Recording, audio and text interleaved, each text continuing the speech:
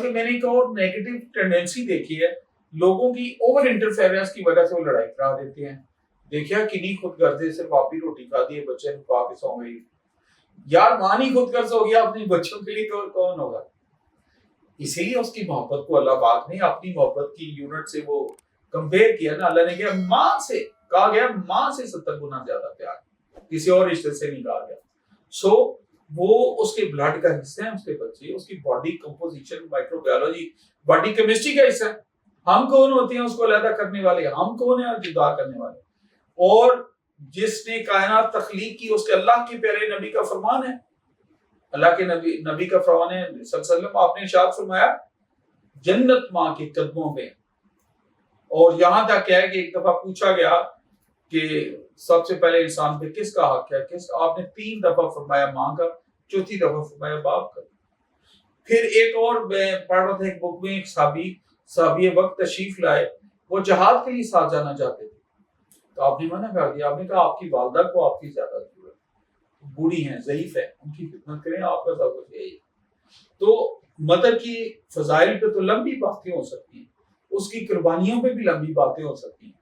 بھائی اس کو جو اس کے زخموں پہ اس کی منتوں کا جو صلہ ہے، اس پہ جو مرہم رکھ رہے ہیں، وہ بچے تو جوان ہو گئے کوئی 20 25 30 سال کے بعد.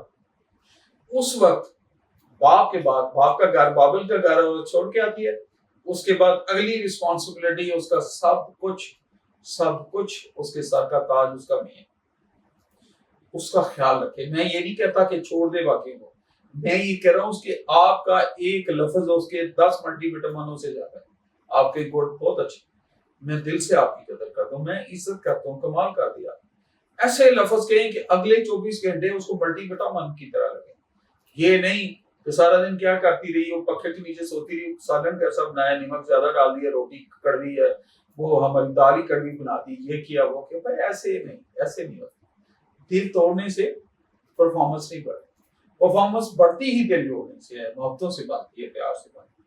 تو خامد کا فرض ہے کہ اس کو ساتھ رہ کے، چونکہ وہ روٹین میں آ جاتی ہے، اس کو ایکنالج کرے، نہ کہ ایک روٹین وہ سمجھے کہ نہیں بس یہ ایشو ہو گیا، میں اس کا شکریہ ادا کروں یا نہ کروں، اٹس اوکے. ایسے نہیں ہوتا. محبتوں سے، موٹیویشن سے، اکنالجمنٹ سے، خامد کی اکنالجمنٹ سے خاتون زیادہ پرفارم کرتی ہے بچوں کے لیے، اپنی لائف میں، اپنے گھر کے لیے زیادہ ڈیفورٹ ہوتی ہے، زیادہ قربانیاں دینا شروع ہو جاتی ہے. یہ پازیٹیو اثر ہوتا ہے.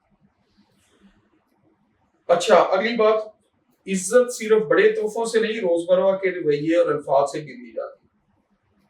Yes it's very right. بزرگ کہتے ہیں الفاظ نہیں لہجے مارتے. لہجے اچھے ہونے چاہیے، الفاظ کا کوئی بھوکا نہیں ہوتا.